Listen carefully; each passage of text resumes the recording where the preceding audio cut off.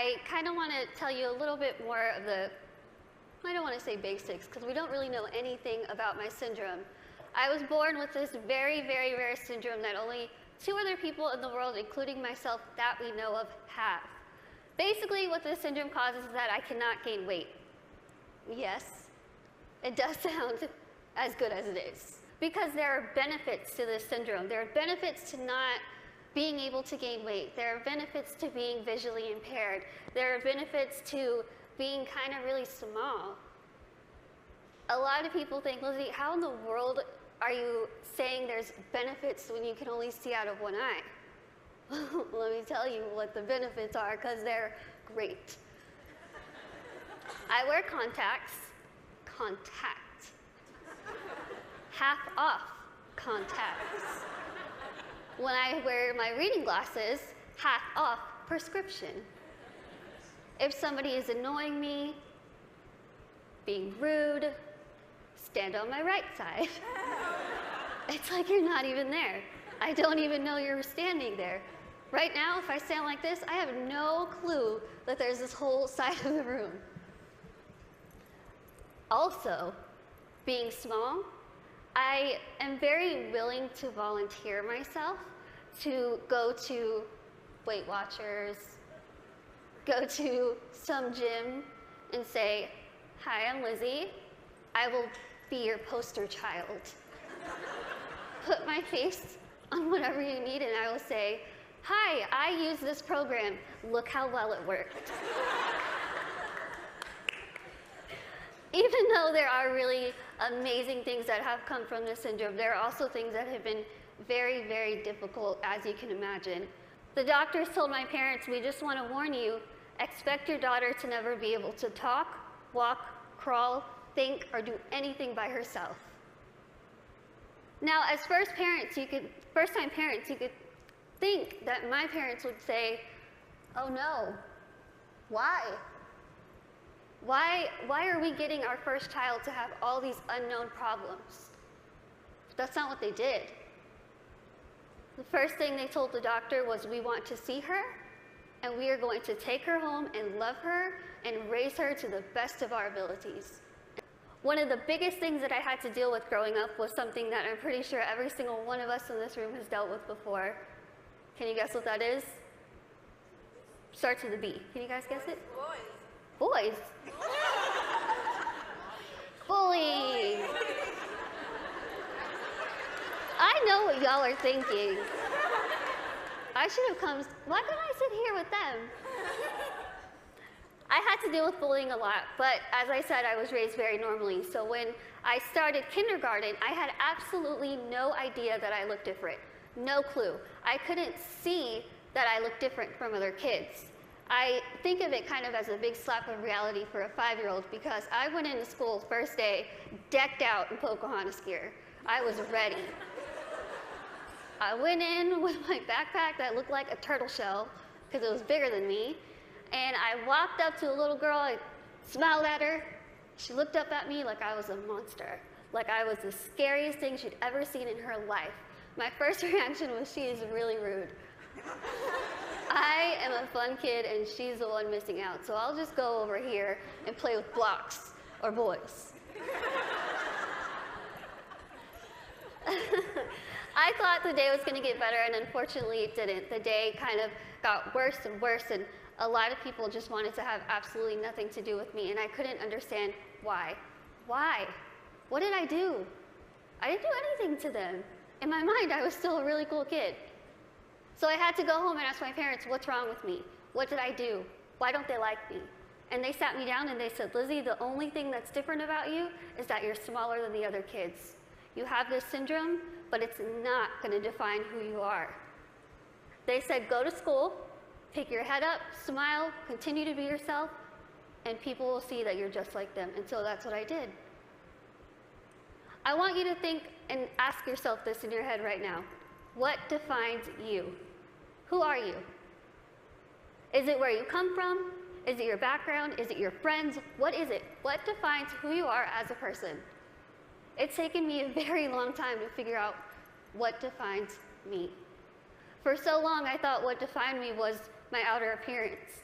I thought that my little tiny legs and my little arms and my little face was ugly. I thought it was disgusting. I hated when I would wake up in the morning and I was going to middle school and looking in the mirror, getting ready and thinking, can I just scrub this syndrome off? It would make my life so much easier if I could just scrub it off. I could look like the other kids. I wouldn't have to buy clothes that had Dora the Explorer on it. I wouldn't have to buy stuff that was bedazzled when I was trying to be like the cool kids. I would wish and pray and hope and do whatever I could to pray that I would wake up in the morning and I would be different and I wouldn't have to deal with these struggles. It's what I wanted every single day, and every single day I was disappointed. I have an amazing, amazing support system around me who never pity me, who are there to pick me up if I'm sad, who are there to laugh with me during the good times, and they taught me that even though I have this syndrome, even though things are hard, I can't let that define me. My life was put into my hands, just like your lives are put into yours. You are the person in the front seat of your car. You are the one who decides whether your car goes down a bad path or a good path. You are the one that decides what defines you. Now let me tell you, it could be really really hard to figure out what defines you. Because there are times where I would just get so annoyed and frustrated, and I don't care what defines me. When I was in high school, I found a video, unfortunately, that somebody posted of me labeling me the world's ugliest woman. There were over 4 million views to this video, 8 seconds long, no sound, thousands of comments. People saying, Lizzie, please, please just do the world a favor, put a gun to your head and kill yourself. Think about that. If people told you that, strangers told you this. I cried my eyes out, of course, and I was ready to kind of fight back, and something kind of clicked in my head, and I thought, I'm just going to leave it alone. I kind of started realizing that my life is in my hands. I could either choose to make this really good, or I can choose to make this really bad.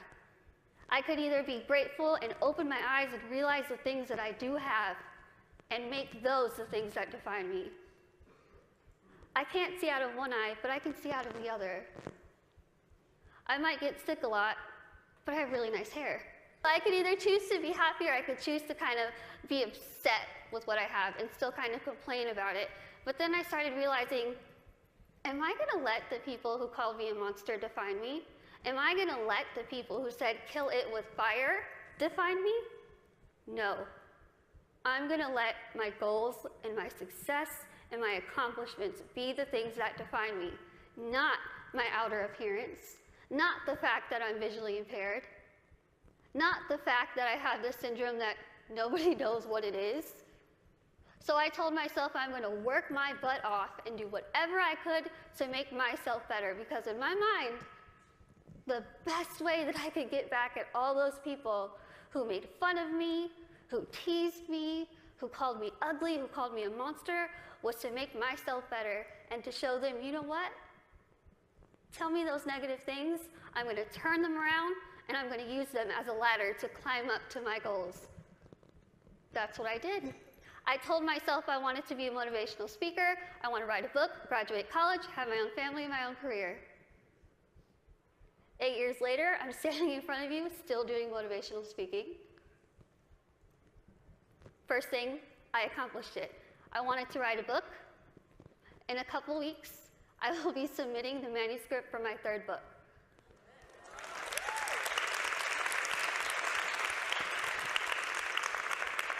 I wanted to graduate college, and I just finished college. I'm getting a degree. I'm getting a degree in communication studies from Texas State University in San Marcos, and I have a minor in English. I really tried to use real life experience while I was getting my degree, and my professors were not having it. But I wanted to have, lastly, my own family and my own career, and the family part is kind of down the line. My career part, I feel like I'm really doing well with it, considering the fact that when I decided I wanted to be a motivational speaker, I went home, I sat in front of my laptop, went to Google, typed in how to be a motivational speaker. I'm not even joking. I worked my butt off.